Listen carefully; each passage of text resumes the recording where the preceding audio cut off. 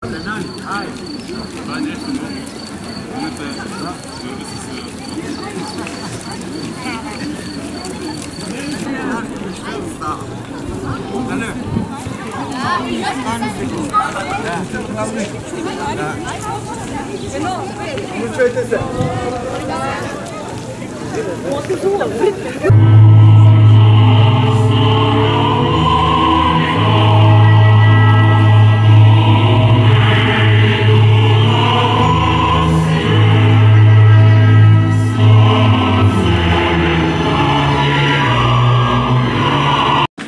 Уважаеми господин заместник областен управител, уважаеми учители, драги културни и просветни дейци, скъпи ученици, уважаеми гости и жители на община Кирково, честит празник на българската просвета и култура и на славянската писменост! 24 май е най-светлият и най-съкровен български празник. Денят на светите братия Кирил Методий. Щастлив съм да ви приветствам на най-красивия, най-емоционалния, най-чистия празник от нашия национален традиционен календар. Празник, който е дълбоко скатан в сърцето на всеки един от нас. Свято е делото на двамата равноапостоли, сътворили азбуката и дали право на българите и на всички славяни заслужено да се гордеят, че са градители на европейската цивилизация. Днес буквите на България са азбука на Европа. Със своята уникалност 24 май е едно от визитните картички на България в Европейския съюз. Това е един от най-обединяващите нацията празници, защото ние винаги поставяме образованието, науката и културата най-високо в ценностната ни система. 24 май е ден, който се прекланяме пред делото на светите братя и показваме нашето почитание пред съвременните носители на българската духовност. А това сте вие, уважаеми учители, културни и просветни дейци. Дълбок поклон към вашата благородна и неуморна професия. Обръщам се към вас, бивши и настоящи учители и служители, с голяма почет и уважение към ежедневните ви усилия да създавате не просто много добри и отлични ученици, а да възпитавате млади хора, за които знанието е потребност, хора с кураж в мислите си, честни и окрилени от смели мечти. На днешния празник, правейки равносметка на всичко, което сме постигнали, ние се питаме: продължаваме ли достойно делото на българските просветители? Устояваме ли ценностите на духовността, завещани ни от тях? Такава равносметка без съмнение прави всеки един от нас, и това, което е радващо, че въпреки трудните времена за нашата държава, сериозните проблеми, пред които сме изправени, реформите в сферата на образованието, демографските процеси, които оказват силно влияние, можем да говорим за успехи и положителни тенденции в сферата на образованието и културата на община Кирково. Тревожно е на ден като днешния, в който честваме тържеството на знанието и духовността, да споделим и болкото от това, че броят на децата и учениците в детските градини и училища на територията на община Кирково непрекъснато намалява.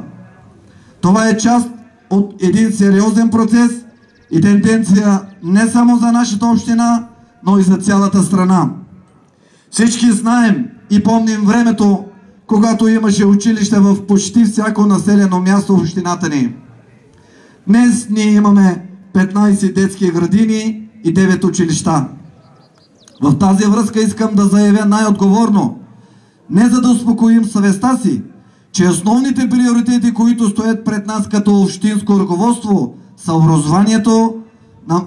образованието и младите хора. Ще работим в посока за превръщането на община Кирково наистина в привлекателно и желано място за живеене. Ще продължим да осигуряваме необходимите условия в нашите детски градини и училища за качествено образование и възпитание, защото в тях се учат и възпитават умни, амбициозни, упорити и талантливи деца и ученици, заслужаващи подкрепата ни. За това говорят високите резултати, постигнати от тях в областта на учебно-възпитателната работа, спорта, културата, не само на общинско, но и на областно и национално ниво. Гордеем се с тях, защото името на община Кирково все повече се чува на много републикански и национални конкурси, състезания и други, за което от сърце изразявам любовта ни към всички деца и ученици от нашата община и признателност към вас, уважаеми учители, на които сме поверили до отговорността да ги водите в дългия път към знанието и зрелостта. И накрая ми позволете най-сърдечно да поздравя и честития празника на всички абитуриенти от Випуск 2016, които преди няколко дни изпратихме от нашите училища. Бъдете здрави, усмихнати и позитивни, изпълнени с мечти и сили. Бъдете любознателни и трудолюбиви. Не спирайте нито за миг да се усъвършенствате, защото само така ще се развивате в правилната посока. Пожелавам ви да продължите образованието си в престижни университети и да се реализирате успешно в сферата, която желаете. Уважаеми учители, бъдете все така всеотдайни, целеустремени и достойни последователи на делото на светите братя Кирил и Методий. Честит празник на всички! Пожелавам ви здраве, много щастие и успех в живота на вас и вашите семейства. Благодаря.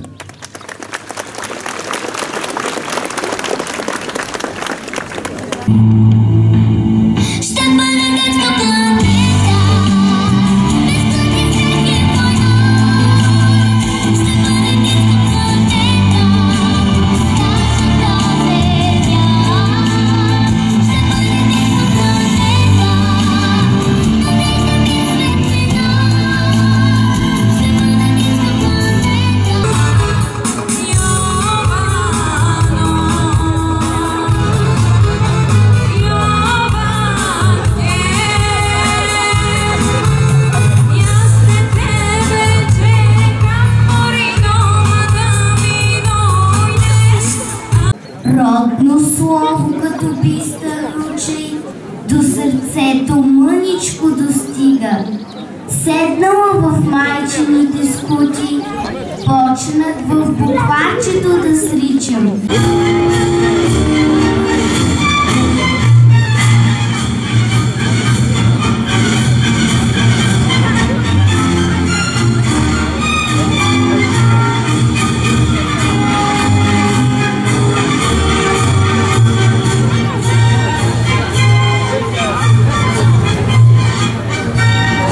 Билка ме опива, води ме далеч, в нея миналата слава, песенно звъни и с надежда озарява бъдните ни дни. Методи, кой измисли буквите красиви, кой написа азбуката свяга, те за Кирил и Методий.